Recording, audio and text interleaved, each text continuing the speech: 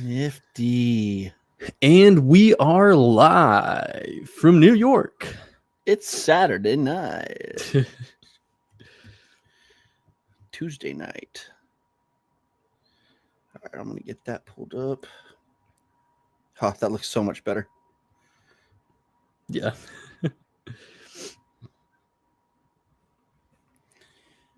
Okay. Pull that over here. Yeah, so I'm going to... Are you dropping it in our groups? Yep. Cool, Just put it in all the chats. It's on the page now.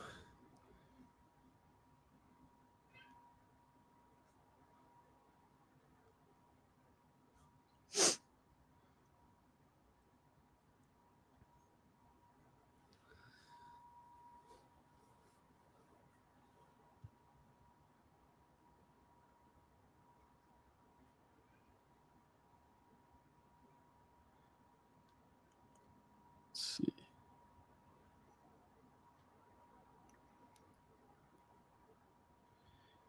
Do you want to die? Well. Uh-huh.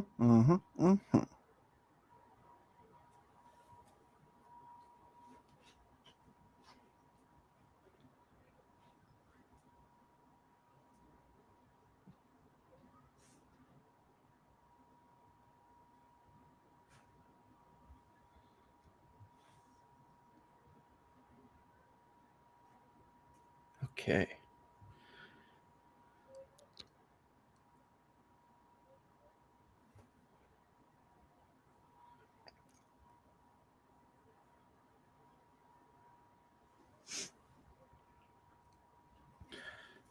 I feel like I'm so behind. Oh my gosh. Yeah. I am scrambling to get him in bed and all the things. Okay, there's that.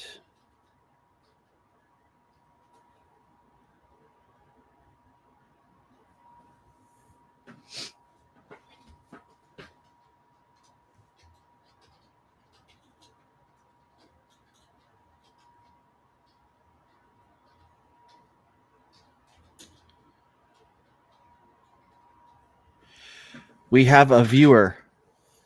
We have a viewer. Hey, Hello, viewer. What's up, viewer? Let us know who you are in the comments below.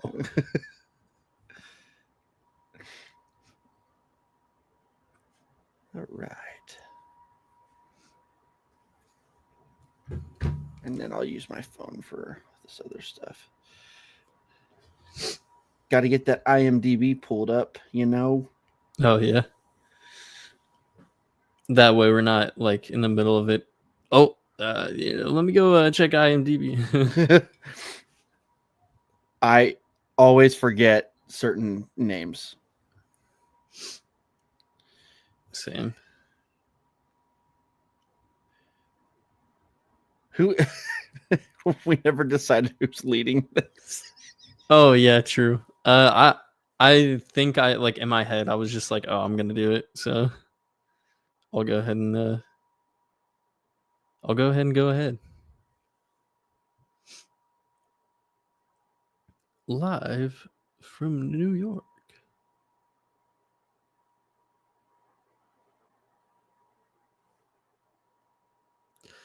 Do you want to give it another second, or do you want to just start now?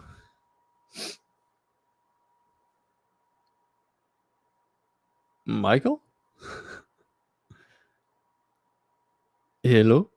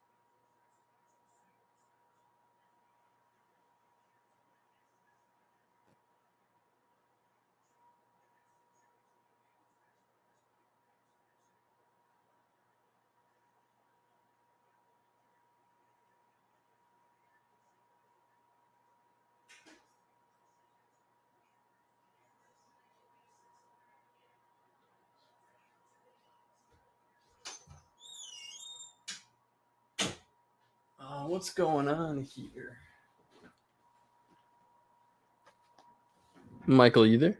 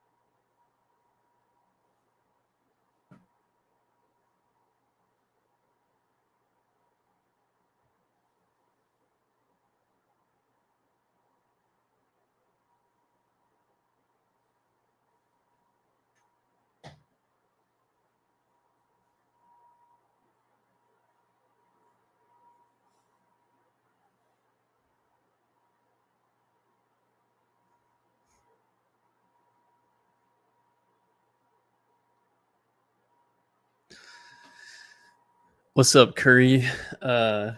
We are having technical difficulties. Unfortunately, Michael just like froze in the stream, so I'm manning the stations by myself, which I don't know if that's a good thing or not.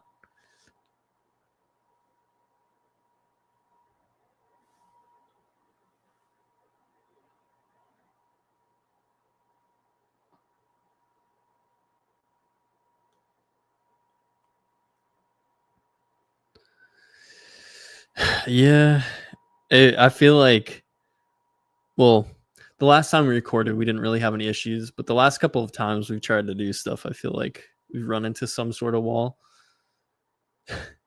It's time for the Godzilla takeover. As long as it's not Godzilla X Kong, then we can have a Godzilla takeover.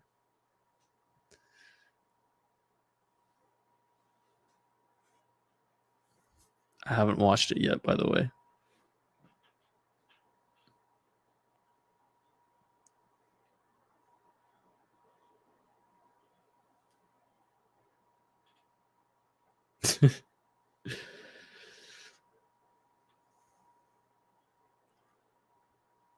Speaking of Godzilla, I need to watch another Godzilla film. I can't remember which one's next on my list, but really like the last one. Let's see, I'll pull it up.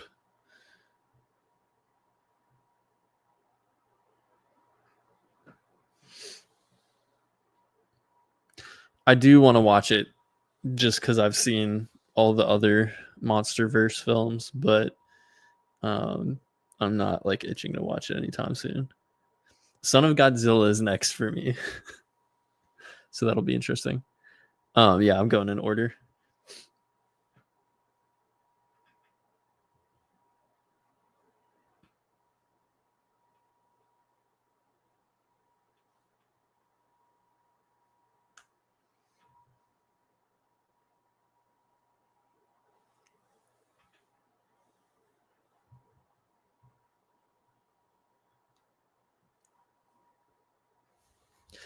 I've heard that Son of Godzilla is actually pretty good, so I'm looking forward to it.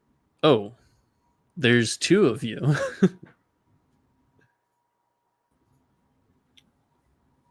Is this working now?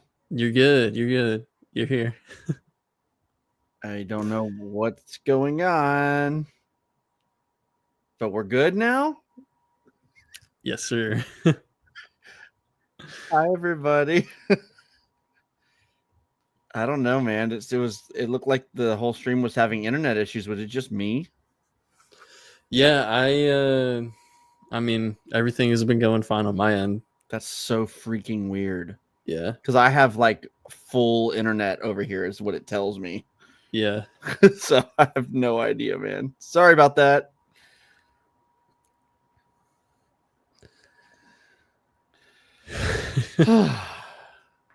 Yeah, that's true, Curry.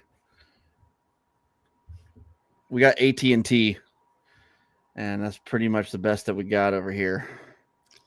It'd be like that. Anyway, what are y'all talking about over here? We were talking about Godzilla. I'll talk to y'all later. All right, stream's over. Love you, Curry. I'm kidding. Yeah, we were talking about Godzilla, and Curry was like, "All right, the Godzilla takeover is happening now," or something like that, and I was like, "As long as it's not Godzilla X Kong." Yeah, that's so far my least favorite movie of the year, but I've seen worse movies. It wasn't like the worst thing ever. Just was not great. Be like that. Oh goodness. Well, I guess do we want to try and get started now? Yeah, I think we're good now. It seems stable. Okay. So we should do it. Hey everyone, and welcome to the Banter Fodder live stream. I am your host, Drew, and I'm joined by my co-host, Michael Hoover Dam.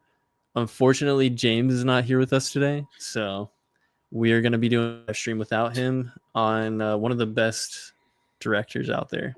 From what I hear, it's everyone's favorite Star Wars filmmaker. Consensus. Consensus. Yeah, for sure. Absolutely. Everyone loves him. He made, just a little film called The Last Jedi. It's everyone's favorite. So, and many others, many others. And he's also got a Star Wars trilogy still in the works. It's happening. All right. As Hawkeye once said, don't give me hope. Oh man.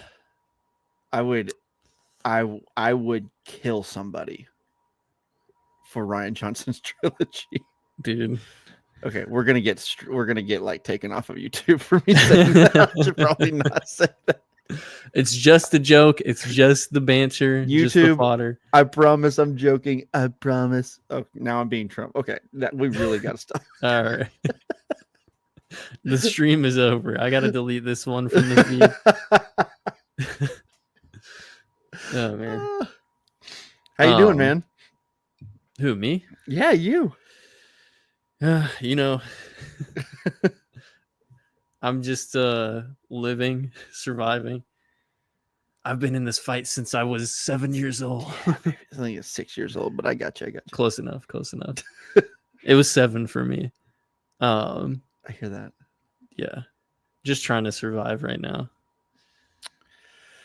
Oh, me too.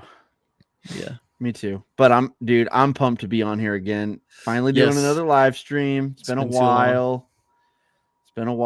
And talking about a director that we've been wanting to talk about for a long time. Yes. And I mean, to be fair, we have done The Last Jedi, but I think it'll be fun to just talk about some of his other stuff, like in general too. Before we do that though, we gotta start off with what we've been watching lately. And for everyone who's in the chat right now, which I think is just Curry, Curry, what have you been watching lately? Just let us know in the comments. And then Michael, I guess if you want to kick it off. Yeah. Okay. Haven't been watching a ton lately. Life's been crazy over here. I did finally get to, I will say this. We watched a movie in preparation for an episode we have yet to record. And I will go ahead and say it because it's not like we need to keep it a secret, but watch Silence of the Lambs. And I'm not going to give my thoughts on it other than holy crap. What a freaking film. And I mean, it was so good that I actually did take advantage of the Criterion sale. Yes, and I got it on Criterion. So that's just my 6th Criterion, I think. It's beautiful, by the way. It's so cool looking. But yeah, great movie. I mean, I can't wait to actually talk about it in depth. I'm gonna have to rewatch Yeah. it because it's been a couple of weeks since we were going to do the episode. So Same. I need to rewatch it so I have more together thoughts on it. But I freaking loved it. It's absolutely phenomenal. And Howard Shore, baby. Howard freaking Shore. I didn't even realize he did the score Yep. until this And rewatch. So I it's was like, awesome. it's so good. Right from the beginning, it's like I don't want to. We're getting into it, but like from the very beginning, it's you know how sometimes like freakier movies will start off like less freaky and then ease you into the freaky. The music right from the get go is like, no, we're not playing around, and he's so good at that. But so yeah, loved that one. Then I finally went to the theater and saw The Wild Robot. Ooh, And nice. y'all, if you haven't seen this yet and it's still in your theater, go see it. I need to. It is it's okay. I still think How to Train Your Dragon is better, but it is up there as far as DreamWorks films go. So DreamWorks, I think How to Train Your Dragon and Prince of Egypt are the gold standard, and I think The Wild Robot is right up there now. Don't forget Shrek, dude. I mean, Shrek is amazing. I love Shrek, but it's not quite in that tier for me. Maybe Shrek 2. But yeah, Shrek's great. It's just not these. These are, man, I don't know. The Wild Robot was excellent. I love this new I feel like it's kind of a new thing that DreamWorks and a couple other studios are doing where it is 3D animation, but there's a texture to it that kind of looks almost like hand drawn added to it, if that makes sense. It's hard to explain, but if you watch that, and then if you watch this is DreamWorks as well, the Puss in Boots: The Last Wish, they did some of this too. And by the way, that movie was way better than it had any business being. But there's just this this texture that they've started to add to some of their films, and I feel like it's really, really cool, and it distinguishes their animation style from Pixar in a really cool way. So I'm happy DreamWorks is doing some cool stuff lately. So agreed. Yeah. Real quick. Then, Curry said that he had a weekend to himself and watched 6 movies. That's awesome. Whoa. He finished the El Mariachi trilogy, which is Robert Rodriguez, I think. So he topped that off with Once Upon a Time in Mexico, and he didn't like it.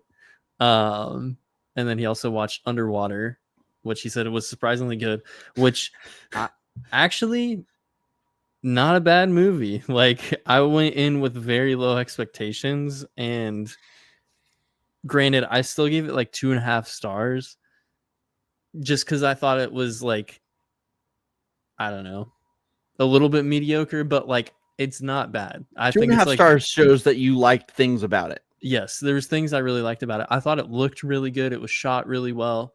I just didn't think it was as interesting as it could have been. But yeah. And then he watched the Meg 2. we don't talk about that movie. And then sorry, go ahead. Finish this. He started the Underworld films, which I've never seen any of those. So I haven't either. You're watching some interesting stuff, man. Yes. None of these movies are movies that I'm like, I should spend this weekend watching these. No, but it sounds fun regardless. Yeah, totally. I mean, I have not seen the El Mariachi trilogy. I'm interested in that. Yeah, Kurt says I bounce around a lot. That is true. You do. So my brother Josh told me, I think when did the Meg 2 come out? Last year? I think it was last year. I think so. But he told me last year, we had so many great movies last year. Like, I mean, there was so many. It was an incredible year. And my brother Josh tells me, dude, I went to the theater for the first time in like 4 years. I was like, dude, awesome. What'd you go see? He was like, The Meg too. That's my brother. Oh man. Oh goodness. It made me sad. Ay, ay, ay. But I've also been watching How I Met Your Mother randomly. Ooh, great And show. yep, I've been laughing a lot. And I also started Alias. So far, so good. I just watched one Nice. episode, but so far, so good. I was in a JJ mood, and I've seen all of his other stuff like countless times. So Fun stuff. yeah. What about you, man? So I'll just start off with what I watched on Halloween Day. But I don't know if you can see this. I got the Criterion copy of Cure because I I can't also took see anything. advantage. It looks like you're in a living room with a piano in it. Okay. Is it not showing up right now? Oh, there it is. Yep. Okay. Yep. So I took advantage of one of the Criterion sales that happened recently. I think it was the flash sale. But I picked that up and watched that on Halloween Day, and that film is fantastic. It's directed by gosh, what's his name? And now my letterbox isn't loading, so I can't even see it. Cool. It's directed by Kurosawa, not Akira Kurosawa, but the other Kurosawa. And it's fantastic. It's very Silence of the Lambs inspired, I feel like, but it's also very different. It kind of delves a little bit into like surrealism. And the sound design is some of the best I've ever seen in a film. Like it's almost hypnotic in a way. So really, really fantastic film with two incredible performances from the lead actors. Like really like nightmarish vibes, but like it never goes on like full on horror. So like it's very in the same like vein as Silence of the Lambs. And then I watched at the beginning of this month, I watched Abira Horror of the Deep, which I honestly really kind of liked. Like it's not a good movie, but it's really fun. And the James Bond vibes in it are so unreal, and it just like especially in the score, like it has like the James Bond kind of like guitar that you hear and stuff like that.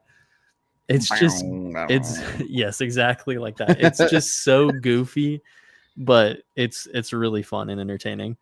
And also the costumes are rad. Like two of the lead characters have these yellow jackets and they look super cool.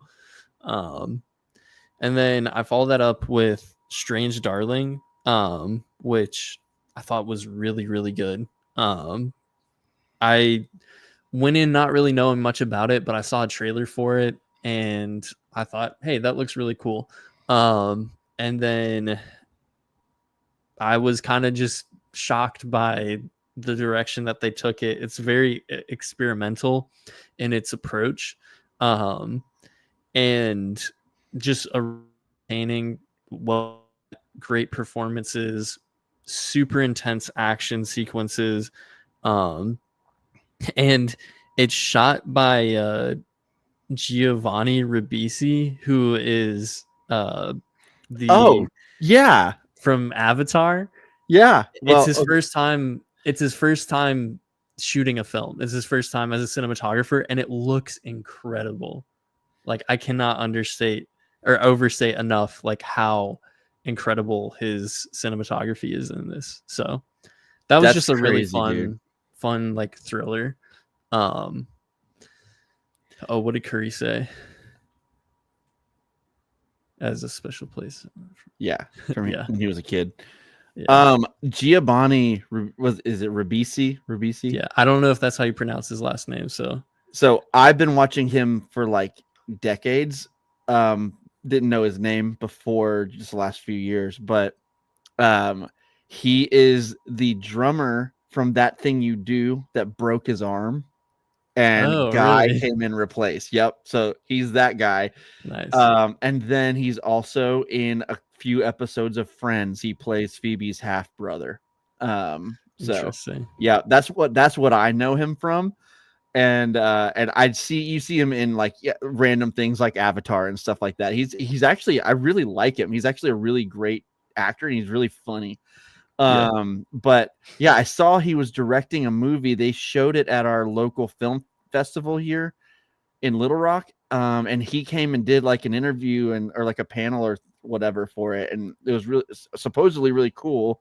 I missed Interesting. it, unfortunately, but yeah, that's just so cool. That I love when actors like that just get their chance to do their thing, and whatever it Yeah, is, direction or cinematography or whatever. I love that. That's cool. for sure. The same day I also smiled, which I thought was really good. Like really, really good. I think what's her name? Naomi Scott is incredible in this. If the Academy cared about horror films, I think she would absolutely get a nomination for her performance because she just transforms into this role.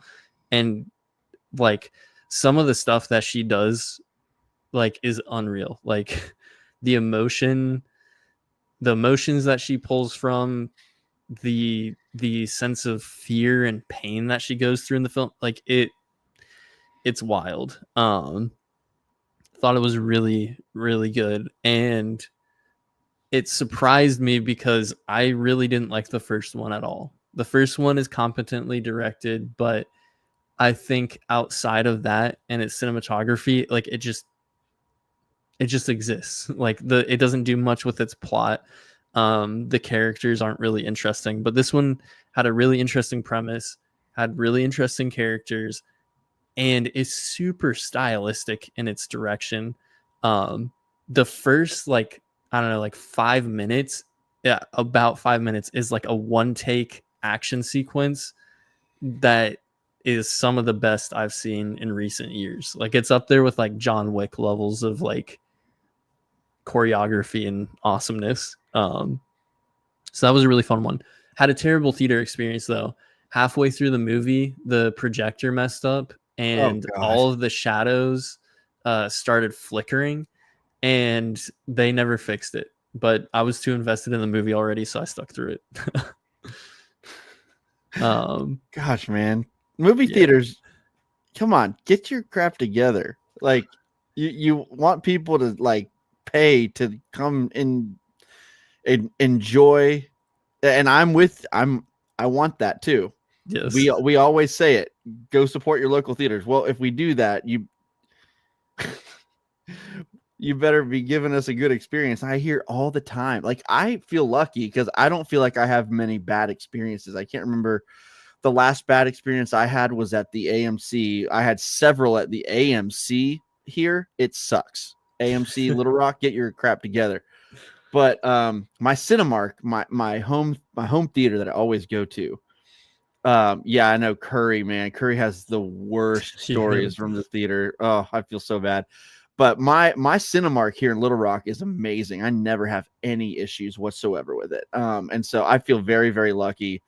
But I always hear these people having horrible stories with whether it's like projection or it's like too dark or it's too loud or not loud enough or people are being annoying or like I feel lucky, but theaters would control what you can control.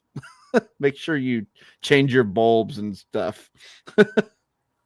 yeah, yeah. No, it was ridiculous because one of my friends went to go like talk to the staff, and then other people in the theater went to go talk to the staff. They're like, "Yeah, we're checking on it," and they never did anything. And it was like a 12 p.m. showing, so it's like, no, you have time. Like, there's not that many people at the theater right now. You can get this checked out. So I don't know. It was wild. Demand that refund, bro. Seriously. Um, I have AMC A list though, so it's not like I That's the really need to only be reason refunded. I went to the AMC for a while because I had a list, and at some point it literally just became not worth it because that's how bad it was. Like Josh Mesker and I went to see Furiosa, and the night we saw it, the air didn't work in the theater that we were watching that in, and other than it being It super was a 4D immersive, experience. Yeah. it was super immersive. but it was terrible. It was very, very hot, and it was in the summer in Arkansas. So, oy. Oof. um, okay, we got Khajiit, someone here Khajiit 1995. who, Shout if you out haven't, to we'd like to know your actual name if we know you, but we'll see. We got this Kajit 1995. What's up? Why was there Godzilla talk in the chat? Because Curry. That's why. Curry. That is the answer, and it is Yes. always the answer. In what's the word? It's I am completely. Oh, hey Stone. It's Stone. Oh, okay. Stone, I didn't realize you were an Elder Scrolls fan. By the way, Curry said a minute ago, off to bed. Rian Johnson is a great filmmaker, and I like his stuff a lot, but sometimes his writing straddles the line between brilliant and annoying. Okay, bye.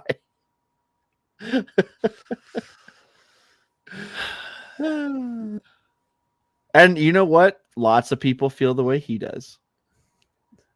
Lots of people are wrong. At least he appreciates the good part of Yes. Rian. Yes. I do appreciate that. Stone, glad you're here, bro.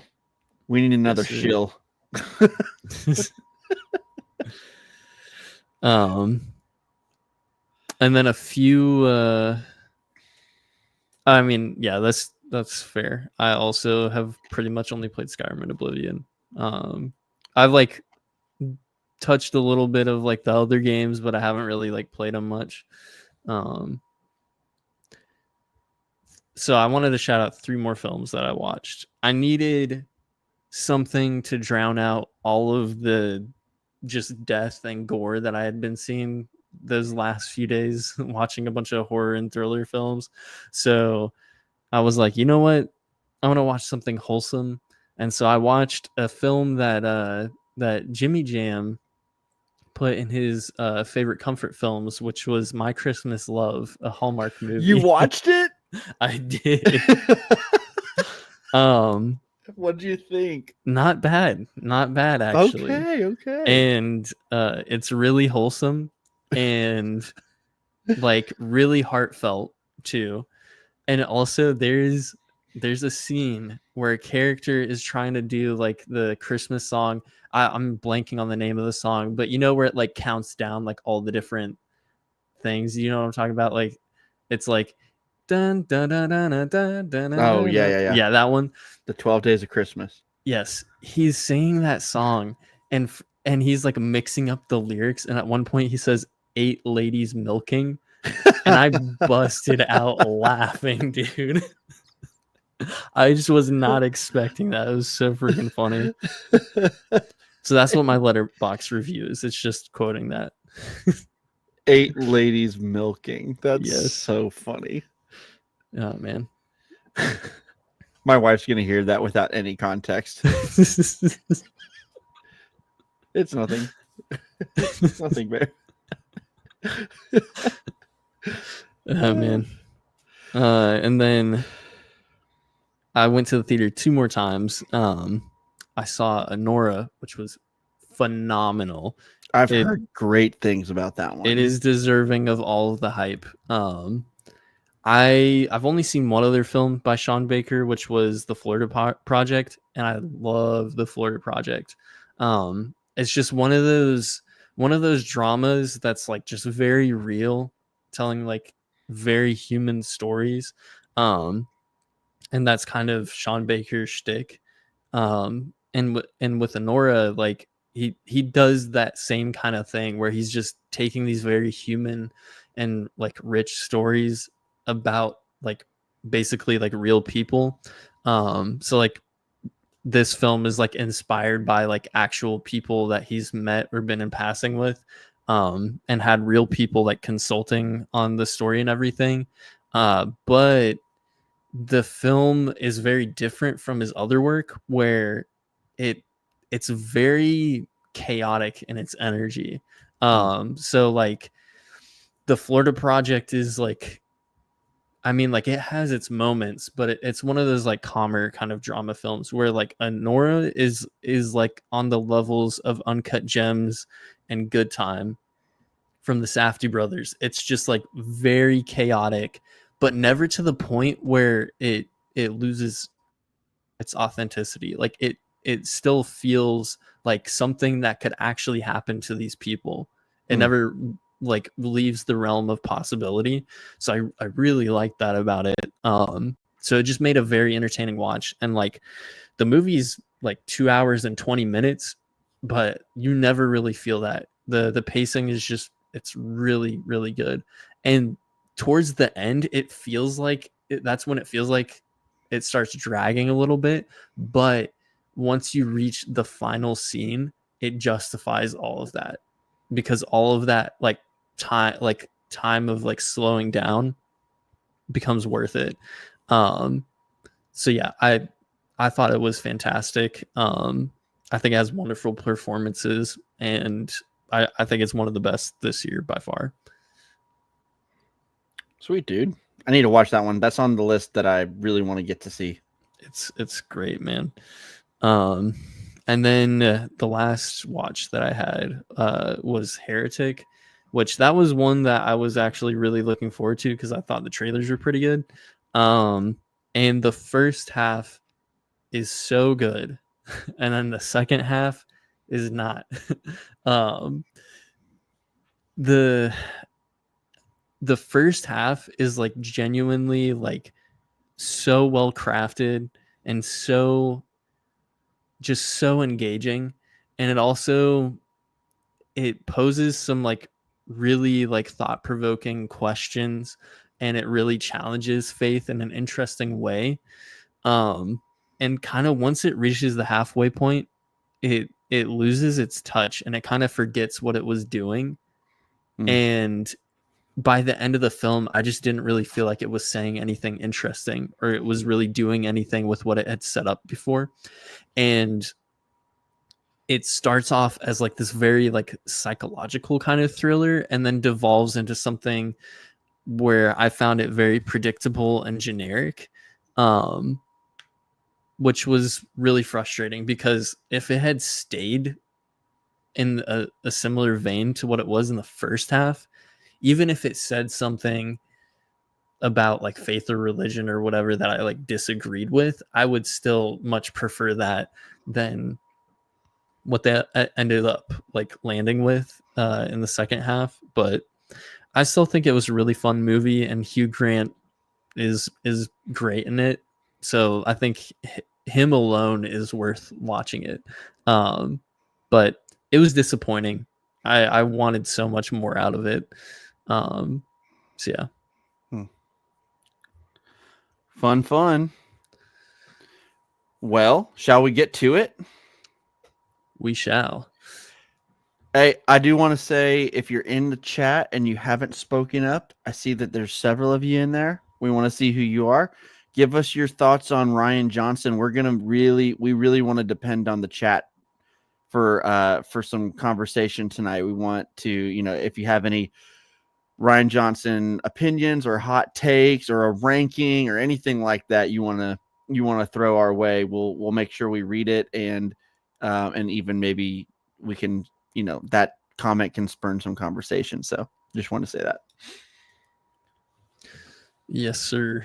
So yeah, let's get to it. So I think the way that we're going to start this is kind of just talking about like who Rian Johnson is to a lot of people, which is we all know The Last Jedi has so much discourse around it, and we talked about it in our Last Jedi episode. If you haven't listened to that, go ahead and do that. But Rian Johnson is one of those filmmakers where he has this, even though I don't think it's a stain, but he has this stain on his filmography to a lot of people,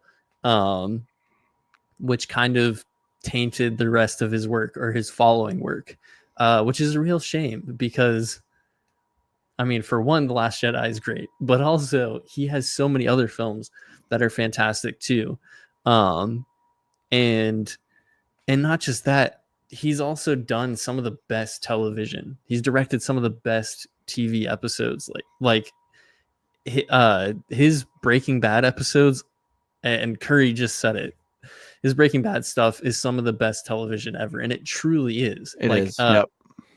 It's Ozymandias is like the highest rated like Mm-hmm. TV episode on like pretty much all of the lists, and it is for a reason. It's incredible. Yep. And so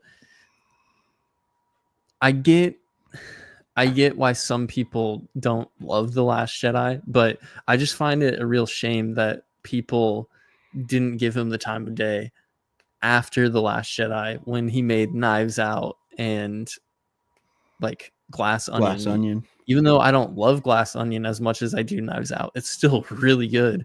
And then he also recently did Poker Face, which is fantastic too. Dude, Poker Face is so freaking good. Oh my gosh. It's one of the best shows in recent years. And it's also one of those shows that kind of flew under the radar for a lot of people. And I think partly was because it's got Rian Johnson's name attached to it. But I don't know. I just like find it so strange that like there's so much like pushback on him when like you've got like other filmmakers who have dropped like several films that are like kind of like stinkers, and like let's say M. Night Shyamalan. So many people are like, oh yeah, I hate like half of his movies, but they're still watching them. But yeah, so with Rian, it's cool because like I mean it's interesting because I honestly do get it, like to a degree. Like Rian Johnson is one of those filmmakers that he's not just a director, he's an auteur. He's writing and directing his movies. He's involved in every step of the way, and he has a vision, and it is very clear. It's a very singular vision, and he works with Steve Yedlin like every time, cinematographer. He works with I think it's his cousin for scores, Nathan Johnson, I think is his cousin. He works with like so many, and the same producer, Rom something. I can't remember his name. It's like he's from somewhere else. I don't. It's kind of an odd name, and I can never remember the full name. But, so yeah, he works with the same crew. He has kind of like Christopher Nolan has a stable of actors he likes to use for a lot of stuff. Joseph Gordon-Levitt is in some way, shape, or form in every single Rian Johnson movie. Yep. Even if you don't know it. Including my favorite is his cameo in The Last Jedi. It's so good. But I so on, he is that kind of a filmmaker who he knows what he wants to do, and he has a crew that is on the same page with him to get it done. And when the finished product comes out, a lot of people are going to really love it, but it won't be for everybody. And that's fine. I'm fine with that. I'm happy to like people, to like filmmakers who everybody else, has, or at least like a good bit of people who watch them don't really love as much, but I'm happy. I'm fine with that. It's really just the one movie that causes so much divisiveness, because honestly, if you ask a lot of people, they love Knives Out. Even Last Jedi haters, a lot of them love Knives Out. Some of them didn't give it a chance, but the ones that did, I think overall, like, people really love Knives Out. And so I think, I really think overall his stuff is really well received. But like I said, sometimes maybe it's his humor, maybe it's sometimes he likes to be he likes to what's the word, be subversive. Yeah. Man, and one of my favorite things that people say over the past several years is you like to be subversive for subversion's sake, and whatever. That's not true, but he likes to do that. He doesn't like, that's what he likes, so he likes to do it. And so I personally like, there's something about Rian Johnson movies and shows, for me, it just clicks. It Yeah. just fits. It works for my personal flavor, my taste. It from the storytelling to the actual filmmaking itself. There's something about how he and Steve Yedlin work together with that camera. They do things that I've never seen anyone else do with a camera. I just think, Yeah. I even even in Brick, there's that one wild yes. shot in the parking lot. You know what I'm talking about? Yes. Like, I was gonna say, I was on the way home before we went live. I was listening to Ryan Johnson on the Deacons podcast, and sorry, they were talking. real quick. Nightstone, thanks for coming in, Oh, dude. see you later, son. Yeah, thanks for hopping in. Also, I see Curry is still Yeah, here. Curry's still here. He said, seriously, the guy is talented. Team him up with Snyder and break the internet. I don't think the world's ready for that. I don't think that either. Um, Half of the people will hate part of it, and the other will hate the other part. yeah, they'll hate the subversion in the writing, and they'll hate the slow mo in the direction. Oh my Man, match made in heaven. Yeah, I was gonna say, I was listening to the Deacons podcast, and they had Ryan Johnson as a guest. Which they also have Steve Yedlin as a guest too, and I need to listen to that. Great episode. But they were talking about how like Steve Yedlin is doing stuff in the film industry that like even like Roger Deakins is learning from him, with like just the science that he's bringing to like lighting and stuff like that. So I don't know, they cook. Yeah, they really do. There are just, I mean, I can think of at least one shot in like all of his movies, like just like off the top of my head, but there's a bunch that just stand out. And not all filmmakers have a style that like a style that you just know, oh, I feel like this is so and so's film. Like, some of them do, and to me, those are the greats. But Rian Johnson, like, whether it's the shot that I just mentioned in Brick, which is like, it's whenever I watched it for the first time, I rewound that shot like 5 times because I was like, how did they do that? It is so weird, and awesome. But then Knives Out, the one that I always think of is the one that goes across the knives, like the camera moves really quickly across the fake knives or whatever to Daniel Craig, and he turns around. Like, it's just like, it's a little cheesy, but I freaking love it. It's so good. It's so good.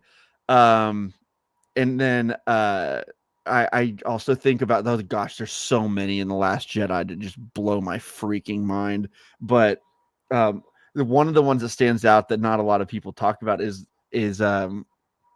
and it's not so much just one shot. I guess it's just the sequence when Poe is in the X-wing at the beginning, and he is charging ahead at the dreadnought, and he like does this like quick stop and turn around like drift thing, and the way that they film that, I feel like I'm in the cockpit with Poe, and it's like, Yeah, it is so cool. And I think that his shots tend to just have, there's something about the motion that he uses, and it's really, really energetic and cool. And so there's just something about it. And then on top of that, just all of his movies just have a ton of personality. Like, each movie is wildly different from the previous one, even within the same franchise. The Knives Out movies are really, really different from each other. But they still feel like they're a part of a larger thing. loosely at least. You don't like it's like Benoit Blanc Yeah. is here and that's it. Yeah. Like, but and that's all you need. Like, but you know, I think a ton of that is also just his composer Nathan Johnson. You know, I think the only thing that he hasn't composed was Star Wars, and I Yeah. guess he had to step aside for John Williams. um, Yeah. but yeah, man, there's something about the the way that this crew led by Rian Johnson goes about making movies I just love, and it just works for me. I think the only one that I've seen that I got to the end, I was like, that was fine, I guess. I mean, it was okay. It's definitely his worst one. Was Brothers Bloom, um, which was like I said, it was fun. And Adrian Brody needs to be in more things that Rian Johnson does. I think that they are so good together. He was in the pilot episode of Poker Face, Yeah. and it was phenomenal. So good. But but yeah, it was a fun movie, but at the end I was like, you could tell he was still like cutting his teeth here. You know, but again, it is a wildly different film than I think previously he had just done Brick. Yeah. And it's a wildly different movie. And I love that about him. He takes these risks, he does these different things with every movie, but I Yeah. can still tell it's him. So Yep. I think that's that. Uh, you're making a really good point. I will say, Rian Johnson is one of those filmmakers that 100% is me. Like I think that just like the type of stuff that he like grew up with, that he has basically used as inspiration, like the old like classic kind of mystery stuff, like the adventure kind of stuff, like that is just my thing. And so him using that as an inspiration for a lot of his work just really clicks with me. I think his writing style really clicks with me. Uh, the energy that he brings in all of his films. But I think what I love about him so much is that he he does something different in every single one of his films. It's always like a different genre, or it's blending genres together. He's always doing something unique with each film that he does. Even The Last Jedi, very different than all of the other Star Wars films. Um, but that's you, why it's bad. uh, the bad Jedi. But the way that he still brings his vision, and that you can still clearly see that it's him. You still see his sensibilities in each one of his films. It's awesome. I think like there's very few auteurs who can kind of leave their comfort zone, but Rian Johnson is one of those Mm-hmm. that really does, because he's always trying something new. Um, and like there's not many directors and writers that I can really compare to who can so confidently jump into different genres and blend them together like he does. Dude, Um, think about like Quentin Tarantino. Like when you think about his stuff, it's like we all love Quentin Tarantino, right? I mean, he's amazing, but his movies are kind of like, I'm not saying his movies are all the same, but they all feel like, oh, okay, this is a Quentin Tarantino movie, like like immediately, and not in the same way Ryan's do. They It feels like, it does feel like almost as if it's the Quentin Tarantino cinematic universe. It could be a yes, thing. yes, Whereas Rian Johnson is like, one minute he's doing a murder mystery set in the Northeast, another minute he's doing a Star Wars movie, the next he's doing a murder mystery set in a high school. The next he's doing a time traveling thriller with Joseph Gordon-Levitt and Emily Blunt, like, and like mind bending. And then the next he's doing another mystery. The common theme is he loves mystery, but all of the movies feel so wildly different from each other that you really like. it's harder to tell, but he's got his little things in there that are like, okay, that's Rian. But it's different than a Quentin Tarantino who's like, oh, automatically, I just kind of feel like this is a Tarantino movie, Yeah. which that's not a bad thing. It's just No, not at all. not at all. I mean, that's one of the reasons why I love Quentin Tarantino is that he's got his thing. But, like I would say Steven Spielberg doesn't really write his own movies. This is the only thing that I would separate, that I would say is different. But Steven Spielberg can do drama, comedy, musicals, action, adventure. Like he's done it all. Romance, like everything. And he's a kind of a chameleon, but he doesn't write really. He hires good writers, which I applaud him for. I love that. I love when people don't try to write whenever they're not good at it. And like that you accept that this is your lane. I love that he just does that. But Rian Johnson does that with his movies, but he does write them too, which is really, really impressive to me. And he's an excellent writer too. Yeah, I think. So what I just said was Rian Johnson is better than Steven Spielberg. So that's what you should all take from this conversation. Yes. I mean, he has more hits than misses than Steven Spielberg does. Look at the ratio. Oh man. Oh my gosh, we're really trying to make this happen. We're really trying to get canceled here. Yeah. But yeah, I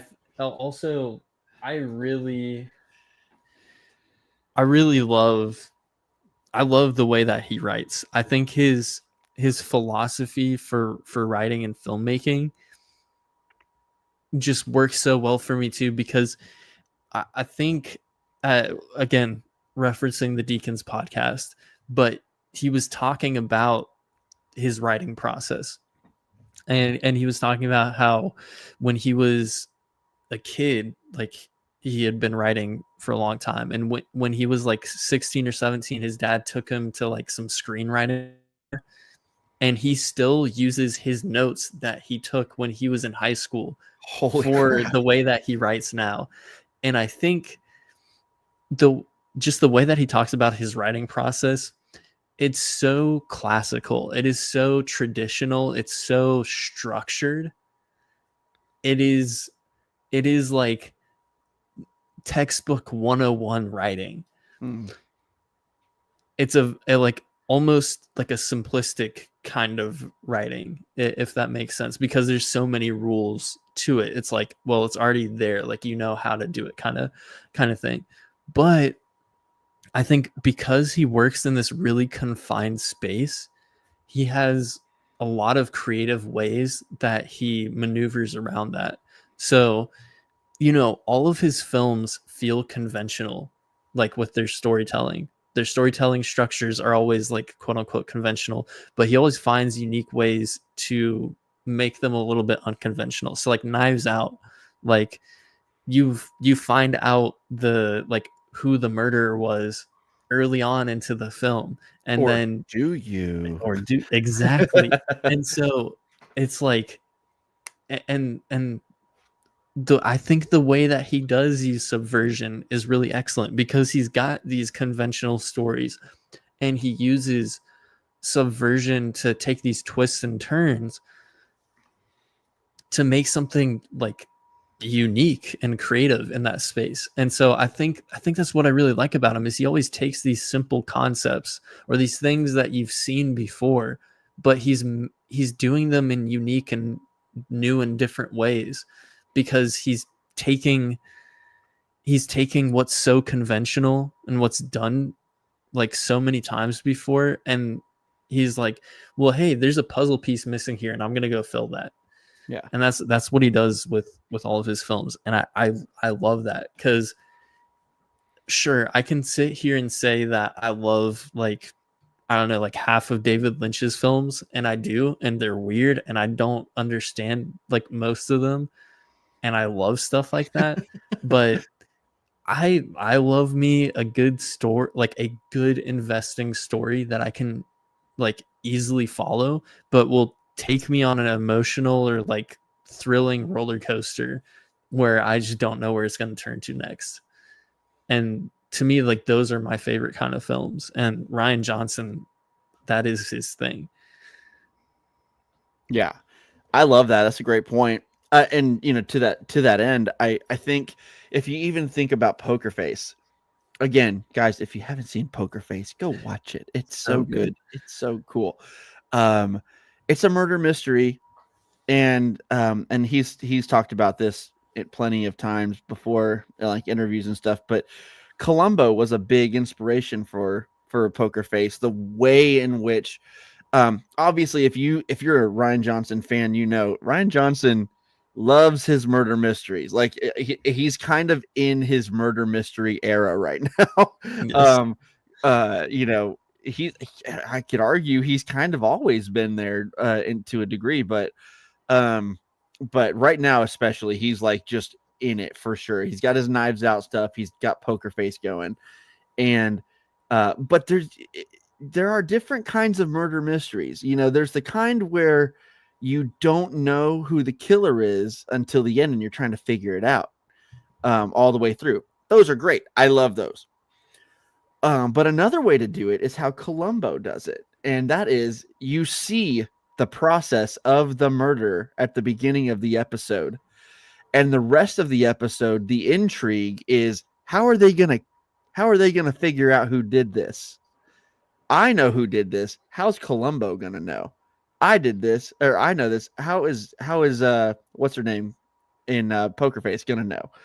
And I love that idea. That is, but again, like you said, that's been done before. That's not a totally new original thing.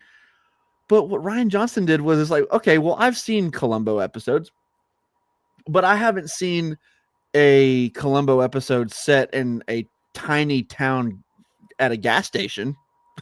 Like I haven't seen one set at a I haven't seen one where, the owners of a barbecue joint were like plotting stuff and had to cover it up with a murder. Like I there's like all these every episode was like how did he think of this as a murder mystery? Like they're so unconventional. The only conventional one was the first episode that was set at the casino, but it wasn't even in Vegas. I don't think it was like at a like a wannabe Vegas kind of a thing, so even that's not like full on.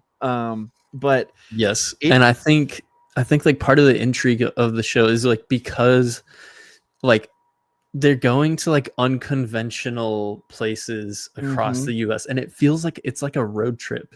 It really is like a road trip show, and that's part of the reason why it is yeah, like is part of the story. Like it's for story purposes, but like it's Charlie, that's her fun. name, by the way. Yeah, Sorry. Yeah. it's just fun, like going to like these just random places in America that you wouldn't expect in a show like this. You'd Yeah. expect it to be set in like a big city or whatever, and like maybe the character will have to travel to other big cities, but it's like no, you'll go in the middle of nowhere in the South where they're having a barbecue convention, like Mhm. or competition, whatever it is, right? Like Or like it's she gets a job as a like merch person with a band on tour, like, and there's a murder mystery to solve there. Like it's just like none of these places I've seen before in a murder mystery, but here we are. And it's I think my I hope this isn't too inside baseball. If you haven't seen Poker Face, I'm sorry, but I think one of my favorite episodes, there's two that we haven't even mentioned yet. One of them is the one that was basically kind of a tribute to Phil Tippett at Lucasfilm, the guy who did the stop motion. There's an episode about kind of as a tribute to that, but there's a murder mystery set around a guy who does that in film. And then the other one is the one with Joseph Gordon-Levitt at the which this is probably my favorite episode. It's called Escape from Shit Mountain. But it's a murder mystery kind of deal, but it's still a different kind of episode than you would think, and it's at a ski lodge, or if you could even call it that. It's like a hotel up on a mountain. And it is so great. And I just, again, it's just one of those. Rian Johnson is not like, he's not doing films like I don't know, like just super out there David Lynch or like Terrence Malick, or he's not that kind of a filmmaker. But what I always end up doing with Rian Johnson movies is having an absolute ball watching the stories unfold and seeing things and visuals and shots that I haven't seen before. And generally speaking, watching characters that I really care about because he's a good writer. And so like all of that is just, there's something about it. It just is my style. And I love him for leaning into what he loves to do. It's just, and it just works for me so well. Yes, and that's another good point. Like the way he writes characters is so good, and like each character feels like a different character. You know what I mean? Like they all have their own personalities. Even when he has like these huge ensemble casts, like in Knives Out, in Glass Onion, and then also his dialogue is like it has a rhythm to it. Like, dude, it has a rhythm to it. It has so much energy to it. And dude, some of the Last Jedi, I would submit the Last Jedi, and don't throw stones at me, people. I think the Last Jedi has the best dialogue in any Star Wars movie. 100%. There are parts of that movie that I find, like when Luke is talking about, I think it's Luke's second lesson to Rey, I think. But I can't remember specifically, but when he's talking to her, it's like, man, find finely tuned dialogue like that in Star Wars. Like, Star Wars is known for a lot of great things. Dialogue's not necessarily one of them. Like good dialogue, not necessarily one of them. It is captivating. It is so it's like beautiful at times. And or like when Luke is describing the Force to Rey. And when Rey is talking about what she sees in like when she's picturing the Force. And it's just, and then by the way, the dialogue there combined with the incredible visuals that go along with, light, dark, death, life, like all of these different things that the Force is, it's showing these like beautiful images that it again kind of out of left field for a Star Wars movie, but man, were they beautiful and awesome, and it got the point across so strong.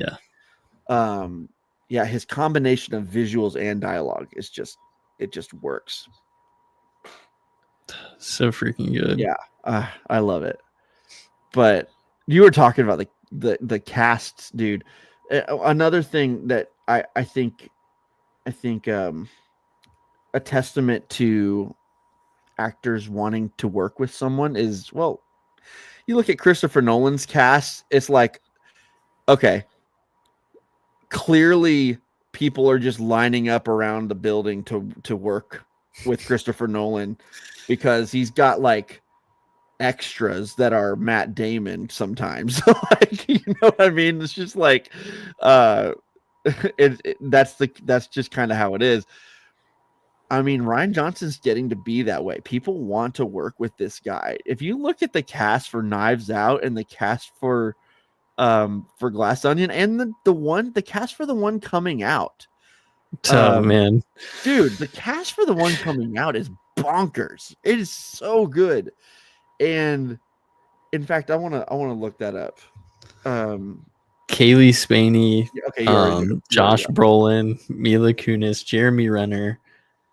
Mila Kunis. Come on. Let's This is go. wild. Jeremy Andrew Renner, Scott. too. Kerry Washington, Glenn Close, Glenn Close. Yes. Daryl McCormick, Thomas Hayden Church. Wild. It's just such a cool, like, and it's not like at this point in his career, at least, it's not like they're all Brad Pitt and George Clooney and Matt Damon's, but it's still like, Knives Out had Ana de Armas and obviously Daniel Craig, but Ana de Armas and oh my Tony gosh, Collette, Tony Collette, Michael and Shannon. Michael freaking Shannon. And by the way, Michael Shannon was one of the funniest characters in that movie. Yes, such an unexpected role for him. Not necessarily the lines written for him were that funny. The way that he plays that character and the stuff that he improvised is so funny. Jamie Lee Curtis is in it. That's the one I was blanking on. Freaking Christopher Plummer. Rest in peace too. That was one of the last things he did. Yeah, I mean, incredible cast. My point is, people clearly want to work with this guy. He's a very well respected director, and I feel like we could talk about this for hours or whatever, and we could talk about the things that we love about him. And at some point I'm going to sound like a sycophant. I just I don't know how else to say it. It's not like he's a perfect filmmaker. I have one of his movies at 5 stars. And then I have multiple 4.5 stars, I think. I have Knives Out is the only 5-star actually. The Last Jedi has like just one or two things that just drive me crazy, and they're just big enough to count it against the stars. But I love The Last Jedi. That's well documented. Man, Brick, right out of the gate, Brick, he came out and just like killed it with that indie film. And that's 4.5 stars right there. I have Looper at 4 stars, I think, but I freaking loved Looper. We haven't even really mentioned that hardly. Looper is so cool, dude. It is. And Curry, sorry, real quick. Curry kind of alluded to it earlier. I don't know how I feel about this because I honestly need to rewatch it. There's a lot going on in that one, and I need to rewatch it to see how I really feel. I can at least empathize with his point, but he said, because he was talking about how Rian Johnson's great, but sometimes his writing is frustrating. He said, example, Looper is fantastic, but the ending is stupid and breaks its own rules. And so like I need to rewatch it because I don't remember if it breaks its own rules. But I do remember feeling at the end of the movie, it was a little confusing at certain points, but in general, I freaking adored that movie, and I could not believe it's been out so long and me not having seen it. Like I just saw it for the first time within the past year. And it had been out for when did that come out? 2012. 12? Oh my gosh. Yeah. Yeah. I mean, that's 12 years that has been out, and I just saw it. And so he's been around doing stuff, and I just never noticed until he was put on The Last Jedi, and all I knew was, okay, this guy did a couple episodes of Game of Thrones. I mean, not Game of Thrones, of Breaking Bad. Yeah, and that's all I knew about him, and turns out he ended up becoming one of my favorites. And man, I love the guy. I root for him, and I want to be in, like, I feel like I'm not on the ground floor, but he's only got like 6 or 7 movies, Yeah. I feel like I'm kind of on the ground floor of his what could be an amazing career, and I want to follow it all the way through. Yes, absolutely. And I'm also with you. Like not all of my films, or not all of his films are 5 stars for me, but I still absolutely love them and could rewatch them like 1,000 times. I do have 2 5 stars, which is Knives Out, and then I also have actually Brick at 5 stars because Wow. I think it's awesome, and especially for how small of a budget that it has. Yeah. And I think its style is just really freaking cool. So I freaking love that movie. But yeah, I'm with you. Like I will watch anything, anything that he does. And I hey, if he just decides like, hey, I'm just gonna stick with murder mysteries now, I'm okay with that. Do Fine. it. But if he does other stuff, heck freaking yeah, I will be there. I'm gonna be in the theater opening weekend. And Yes. also 0.001% of me is still holding on for that trilogy, that Star Wars trilogy. Come on, Ryan. Yeah. Star Wars needs Maybe you. It just doesn't know it yet. yes. Yes. Maybe I don't know. I'm really hoping that once he finishes the next Knives Out, if it's just gonna stop at a trilogy, maybe he'll be like, all right, it's time to get back to Star Wars. That's my hope. Please. Please. Dude, People are yelling at especially us through their cars right now. especially with all the news that came out about like them wanting to have Rey in like several Star Wars movies moving forward. Yep. Bring Rian Johnson back because he got her character Yep. perfectly. He did. He hit Ray's story in his movie was the best of the trilogy. Um, although I really, really liked her story in The Force Awakens as well. Yes. JJ, honestly, both JJ and Ryan had a good handle on Ray. I just feel like the end got away from JJ, unfortunately. Yeah. But I really liked a lot of his ideas for Ray specifically. Yes. And I think even like direction wise, I think that he and her are on a great wavelength.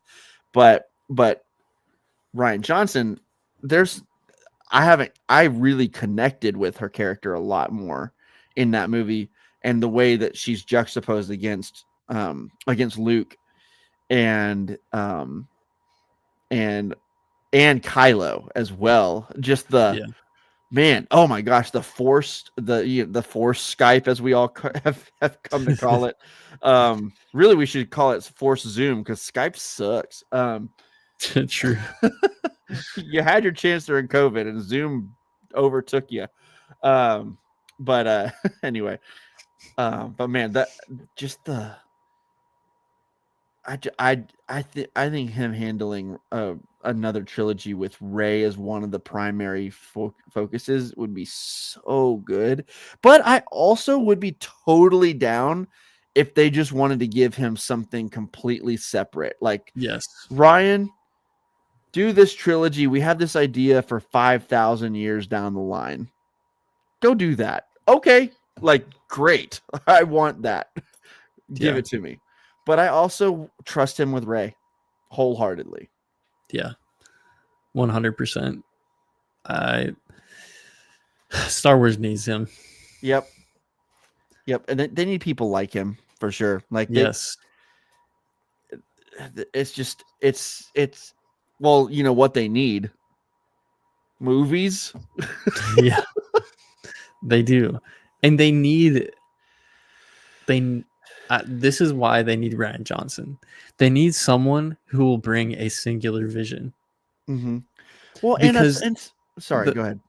because like the whole thing, like, and I don't know, like this part of the report could be total BS, but like there's this report that came out today or whatever, and they're like, oh yeah, like Luke, like someone inside of Lucasfilm told us, like, which there's not really a lot of weight to what was said, so we don't know if it's legit It's or a not. rumor. It's a rumor. It's a rumor, but they're like, Yeah. Lucasfilm right now is basically like, oh, Star Wars is like a franchise based on nostalgia, which I think is total BS because The Last Jedi throws away the nostalgia.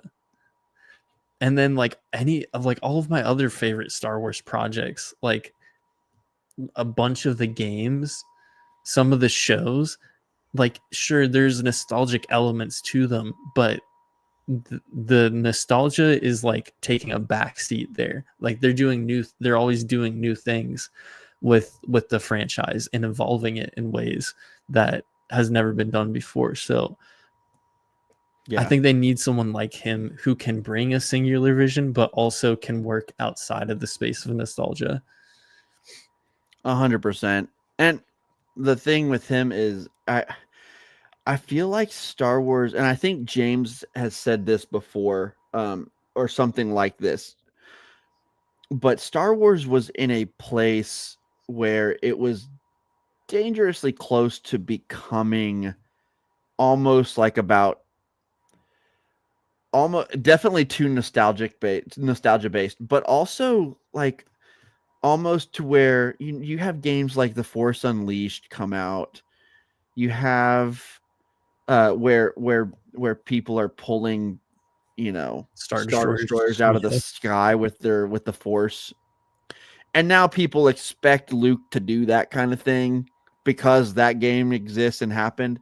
I haven't played that game, but I have a vendetta against it, so I'm sorry. It's a fun game. I'm Is sure it a it's good Star fun. Wars I game? really am sure it's a fun game, but I have a vendetta against it because it is at least part of setting people's expectations on. By the way, that was a villain character, right? That did Yes. it. Yeah. Okay, so there you go.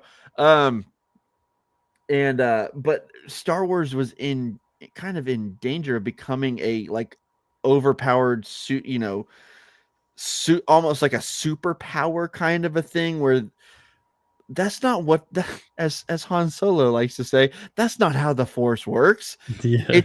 That's not what the Force is. And Rian Johnson comes in and kind of reminds the audience what the Force really is. Like even Rey's like the Force it helps me helps it, you can make things float. It's like Yeah. and Ryan's like and Luke's like, amazing, everything you just said is wrong. This is what the Force is. And he explains what it is on a like philosophical and personal level. And then Luke demonstrates that at the end of the movie, he demonstrates what using the Force for good looks like in the best possible way. This is the kind of person we need in charge of Star Wars. Rian Johnson gets it. And I'm sorry, people can think that Rian Johnson doesn't get Star Wars, doesn't work well in Star Wars. I think he gets Star Wars as well as anybody besides George Lucas. I honestly do. I think you look at you.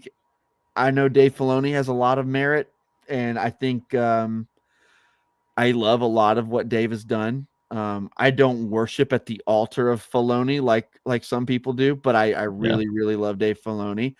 Rian Johnson's right there with him as far as just understanding of how George Lucas wanted the Force to act. And at the very least, you can debate on Luke however you want. I'll debate all day. But Rian Johnson, We got a master debater over here. Good God. You just said that. But man, yeah, the Star Wars needs directors like that. It doesn't have to be Rian Johnson, but it needs. No, it has to. I want it to, and it should be, but it needs people like that willing to challenge and willing to challenge the viewer, willing to push past what has been done before, and also strangely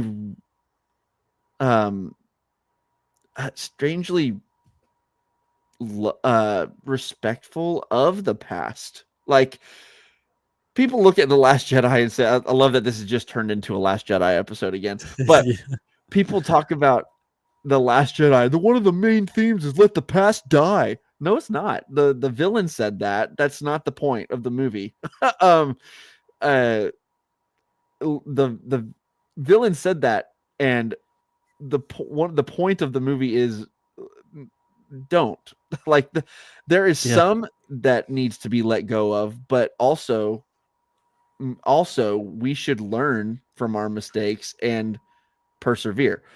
Like the whole point is Luke made that decision to be a hermit on that island. He may have done it with the right intentions, but he ultimately was wrong. And the movie says that he was wrong, but his choice was out of he tried to do the right thing, but ultimately the movie is saying no, he's wrong. You can still, the Jedi don't need to end, they just need to evolve. and Yeah. and so like I just feel like there is a certain reverence that he has toward what the Jedi are and what they should be, and while also looking at the past and saying, well, that didn't work. The Jedi clearly effed up then, Yeah.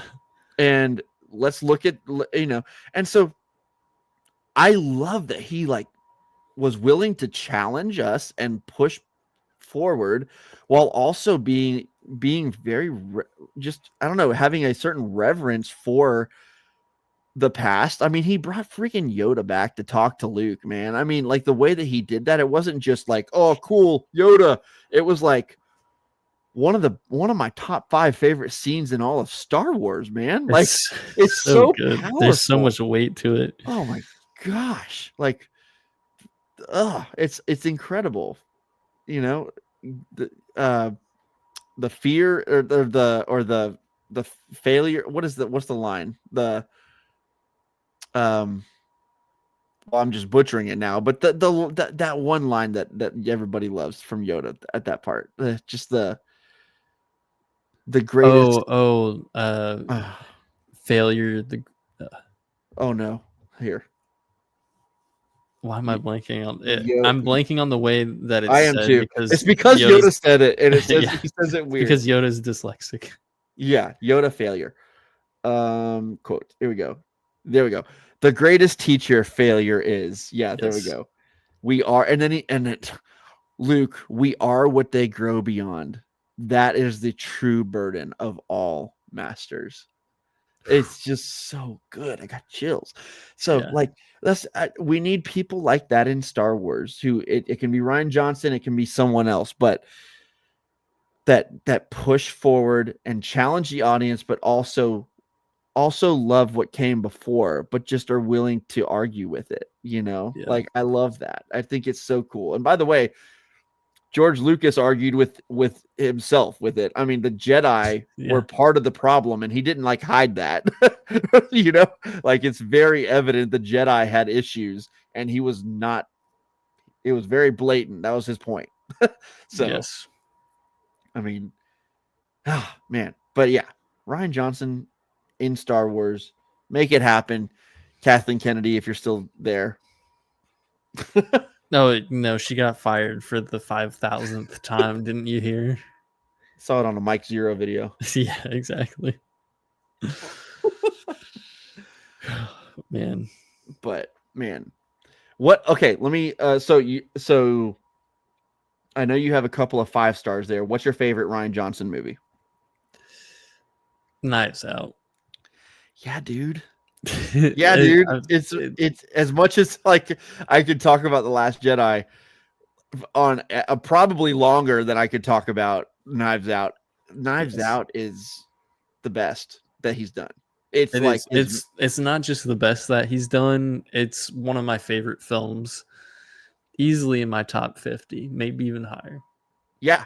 It is, dude. It is a comfort movie for me at this point. It is so fun. It's an absolute blast, but it's just kind of that from the very beginning, that opening shot uh with the dogs in slow motion running toward the camera. Like and then it goes inside and starts showing you all this weird stuff on the walls, like really quick cuts and stuff. It's like, oh, okay, this movie has a lot of weird style already. I love it. And then combined with the absolute perfect cast. We didn't even mention Chris Evans earlier. Oh yeah. Who's fantastic. Eat shit. Eat shit. Eat shit. Eat shit. This is going to be the best thing to happen to all of you. When it throws it back at their face. Oh, it's so good. He's so funny. And Don Johnson too. I mean, gosh, it's just such a great cast. And they work so well together. What? Oh, Lakeith Stanfield is in it too. Yeah, he's great. And then what's the actor's name that's in a lot of all of Rian Johnson's movies, I think. Let me see here. Knives Out. He's the cop. He's the other cop. But he's in like all of his movies. I can't remember. Dude, Toni Collette's so funny too in that movie. Yes. Noah Segan. Oh yeah. He's in Brick too. I think he's in all of the movies that Rian Johnson does. Yeah. They met at, apparently I learned this from the commentary on Knives Out. I was watching it last night, but he and Noah Segan met during Brick, I believe, and they just kind of hit it off and became great friends. And Rian Johnson just wanted to use him in like everything. That's great. Frank Oz is also the lawyer. Frank Yep. Oz, Yoda, which is awesome. But yeah, I think Knives Out is his masterpiece, if you want to call it that. But it's so good. It twists it kind of bends the genre on its head, and it gets you unexpectedly at the end, and it ends super satisfying. Like, yes, you can piece it all together, and the last shot of her holding the My mug. House, My Rules mug is so good. What so a satisfying callback. Oh, so good. Yeah. No, I love it. I think it really is the perfect like murder mystery for me. And again, it goes back to what I was saying. He takes a conventional concept, murder mystery, but he flips it upside down. He's like, you know what? I'm going to take the rules, but I'm going to bend them, and I'm going to make my own rules for this. And I think it's brilliant. It really is, because if it had been more conventional, if he would have followed all of the rules, it still would have been really entertaining. But I don't think it would have had nearly as much impact as it does. And then also, like, it, even though like it is a fun and funny movie, there's also a lot of like seriousness to it. Oh yeah. Like it takes itself very seriously. And throw on top that there's also some like social commentary in there too, and it's like done really well, and it like it perfectly connects to like the story that he's telling with it. So I don't know, it kind of just like it hits all the notes for me. Like it has a little bit of everything. It really does. You said something about the just taking itself seriously. I love this point. That's such a great point, because it can be easy in a movie that has so much humor. Honestly, dude, Knives Out is hilarious. It's so funny. But it's not like, I mean, listen, we talk about this all the time. Like, we've used these movies as examples, and I'm a big MCU fan. I am. Sometimes it can get a little quippy, and it's not like, oh, this is a joke, laugh. It's not like that with Knives Out. It's more like Empire Strikes Back, where the dialogue is super authentic and natural, and out of that is a natural, funny, like, humor that just like something about the natural chemistry that the actors have with each other, Yeah. mixed with the sharp writing, is just, it's a match made in heaven. And and I do tend to really dig 95% of Rian Johnson's humor.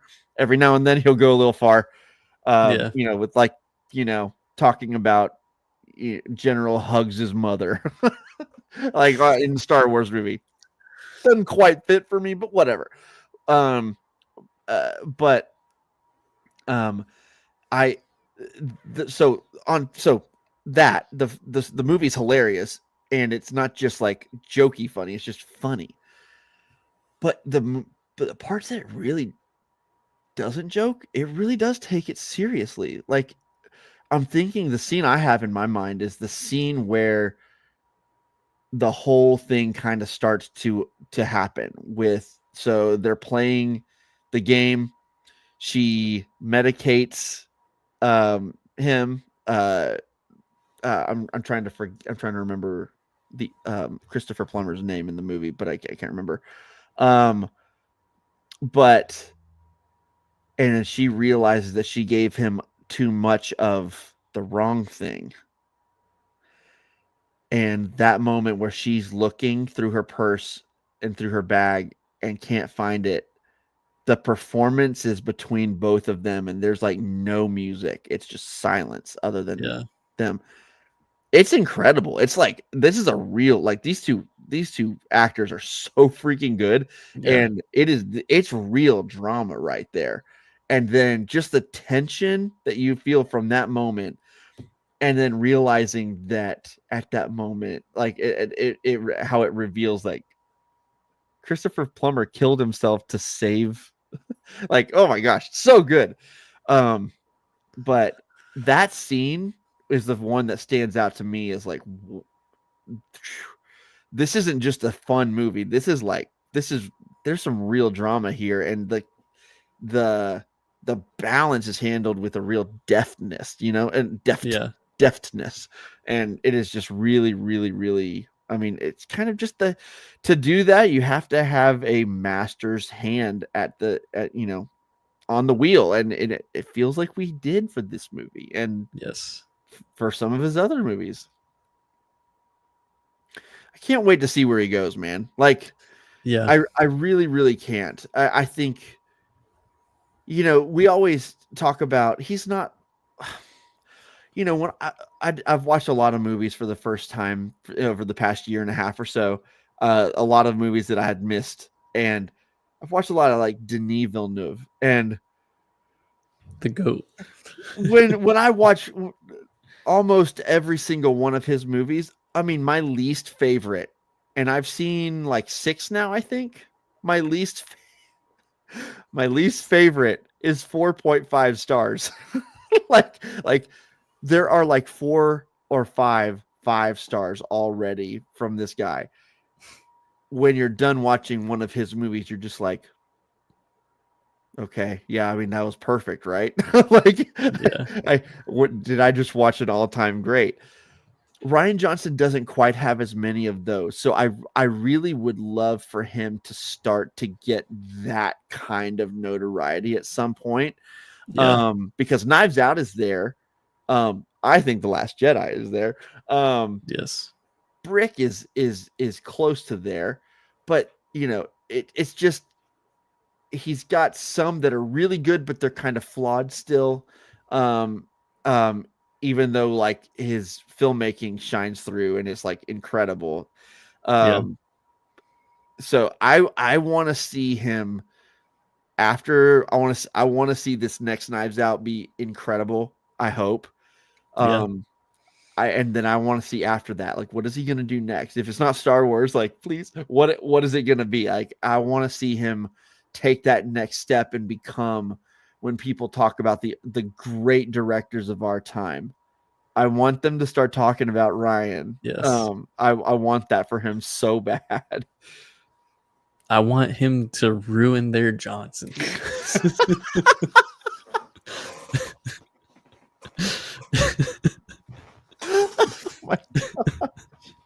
Hold on a second. Hold on. All right.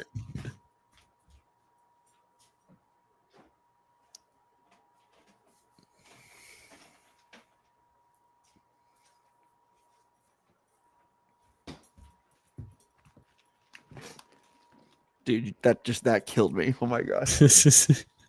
I forgot that I forgot that I put a drink in the freezer. Oh, Had to good go thing it get it. didn't explode. Yeah, it's actually still good. But I totally forgot until just then. But yeah, man, Ryan Johnson's the best. He's not the best yet, but I'm looking forward to where he goes. He's on the way there. Yeah, he is. There's some directors that just don't have the filmography quite yet.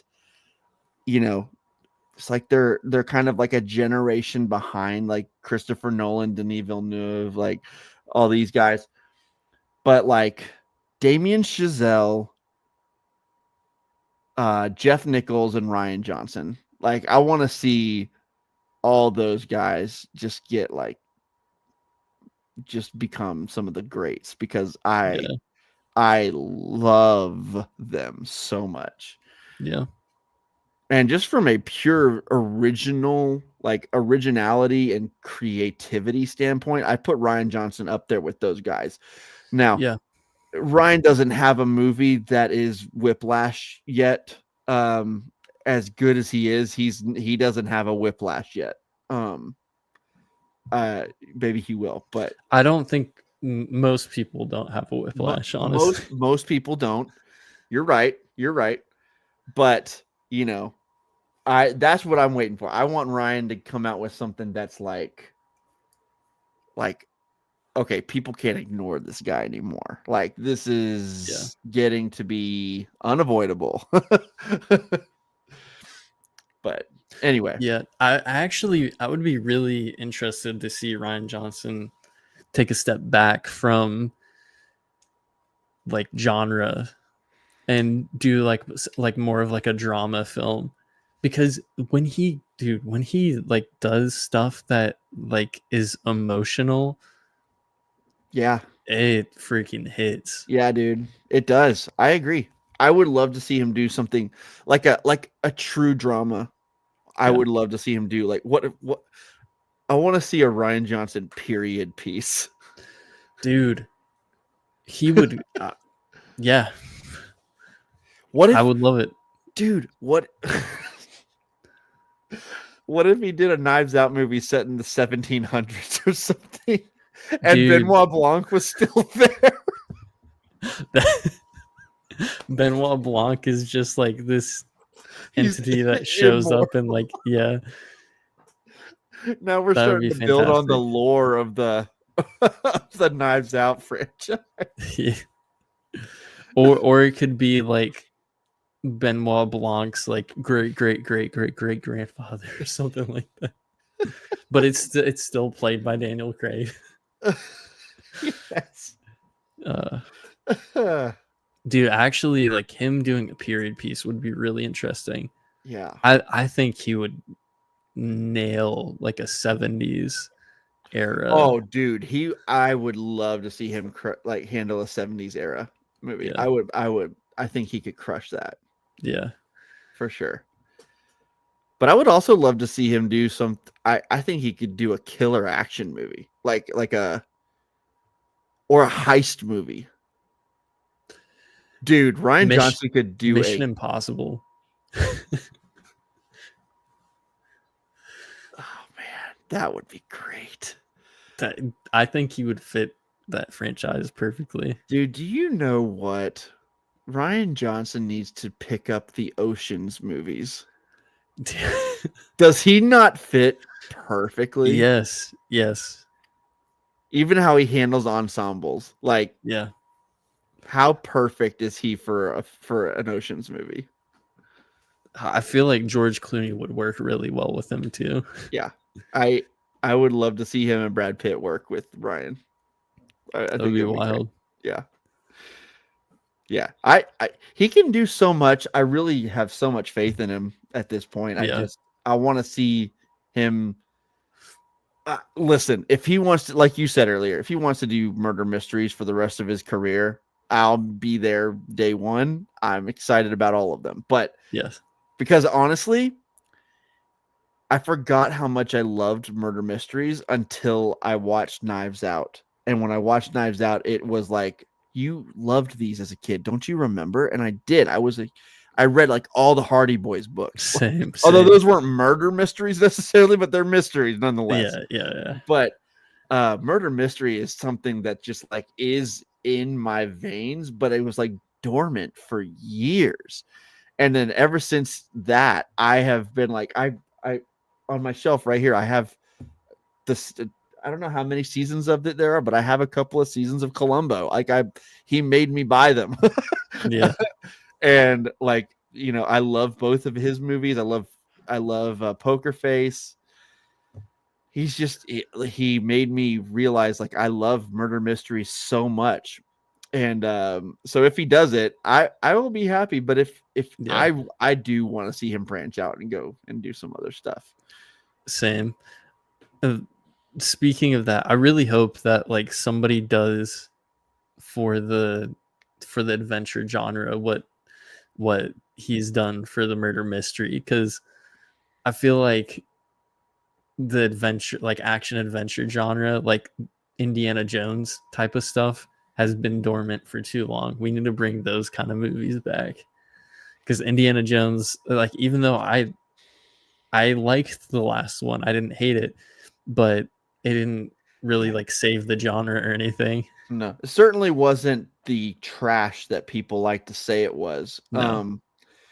But was it my least favorite indie movie? Maybe. It might have been. Dude, you know what? I feel like even though he did that Indiana Jones movie, I do think that oh gosh, what's the director's name that did that? Oh, Mangold. Mangold. I feel like he could do some action adventure movies really fun, like some really fun adventure movies. I feel like he's got that. You know who could actually do it? Rian Johnson. This is a fun kind of conversation. Like who can save the Spielbergian action adventure or just adventure movies? Like Yeah.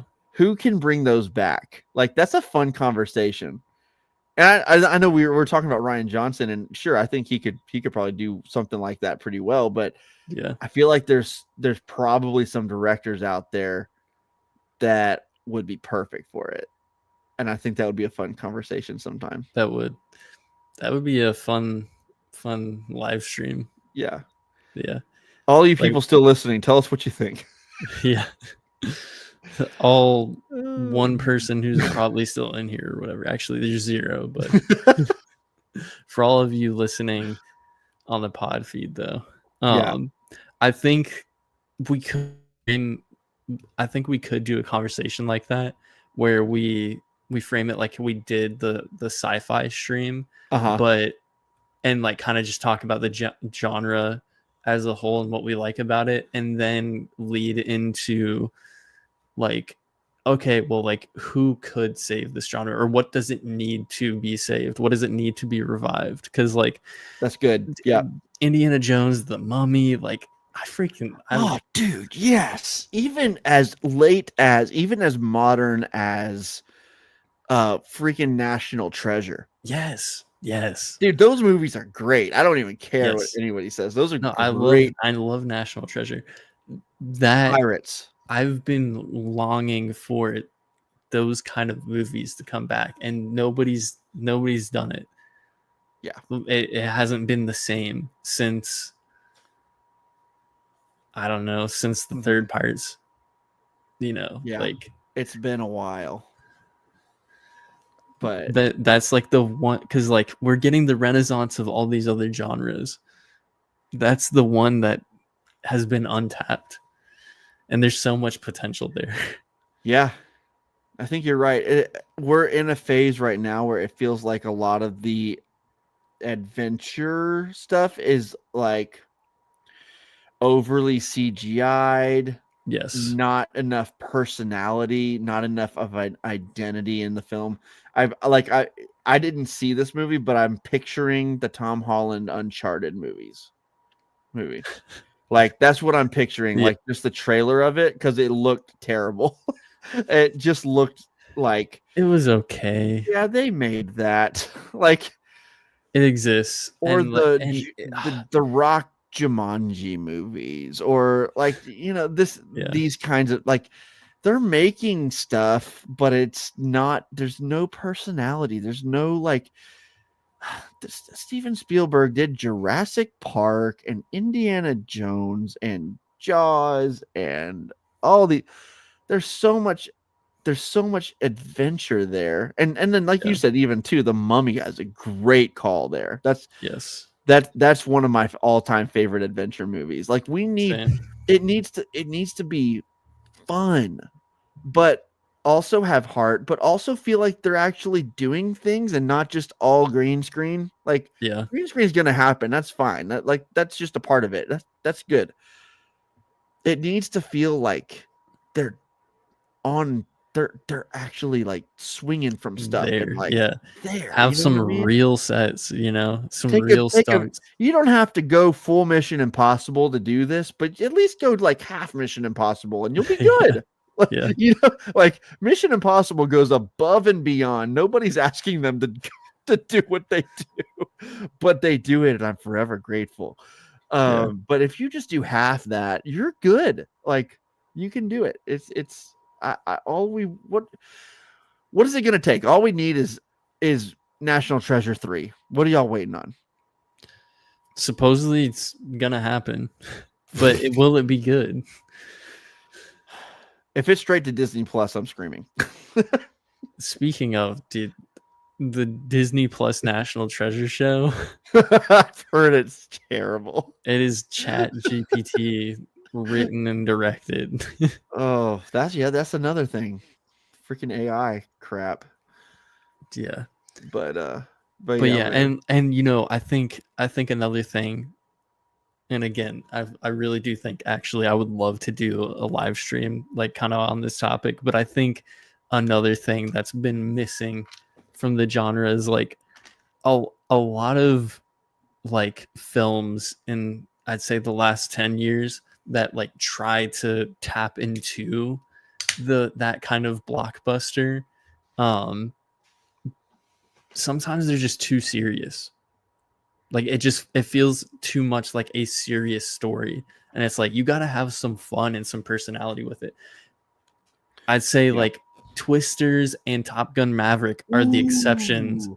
in recent years where like it has Mhm. that feeling of those kind of movies that Dude, Twisters was so fun. it was, and it had seriousness to it, but it still like it carried the Yep. fun aspect of the original. Oh, you totally felt the weight of what was happening, the danger of the tornadoes, The um, destruction of the the tornadoes through the destruction and the aftermath. reality of that. Yeah, all of that was very much felt in that movie.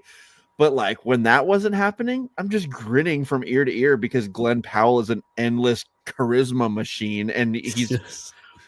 genuinely hilarious to me. Like, I find him wonderful. I did not expect this. Like, I didn't expect because honestly, before this year, to me, he was just that guy from Top Gun Maverick. But No, dude, he was that guy from Spy Kids 3. that's true. And actually, he was that guy from Batman, Dark Knight the Dark Rises. Knight Rises. Yeah. Yes. but but no, he was just that guy from Top Gun Maverick, and he was good in that. But, like, I never would have expected.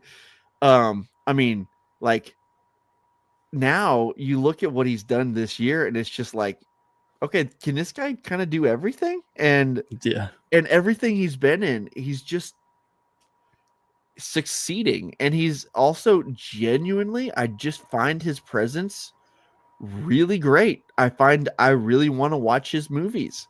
Yeah. Like, he is the first movie star in a while that's come along that I've been like, I'm gonna go watch that, like, just because he's in it. Yeah. That doesn't really happen too much with me. Directors, yes, not actors so much anymore. Tom Cruise is like it, Yeah. he's like, it does feel like he's a successor to Tom Cruise, maybe. And that's what Tom Cruise wants. Yes, he does, apparently. Yes. But and then I guess on some podcast or something, Glenn Powell, he said, he was like, yeah, my mom would never let me do that. What, This, like, oh, to to be like to to continue do like doing Mission what? Impossible, yeah. Yeah. Like I said, Glenn, if you do half of what Tom Cruise does, you're fine. Like, Yes. maybe even a quarter. Like, the man is nuts. One of a kind. Yep. But yeah. Anyway, we're not even close to Ryan Johnson anymore. But No. but that's a fun conversation. I think that's and we could probably do that with other stuff, like other genres or whatever. I Yeah. like that. I like that idea. Yeah. I think that would be super fun. Yeah. And it's But also in a way where it's like, it's not a like what if conversation. no, It's like, please save this. yes, this is what it needs. That's Yeah. not a, it's not a what if, it's what it needs. Yeah, because I can't tell you how not interested in what if scenarios I am. Like, I Yeah. am pretty boring with that. Like, I always got crap for it, and I get it. People love to theorize, people love to speculate, and that stuff is fun. I'm bad at it. I'm bad at like having interesting theories of, like, even during like when Lost was on, like I never had like original theories. I was always just like having fun with the existing theories and and stuff like that.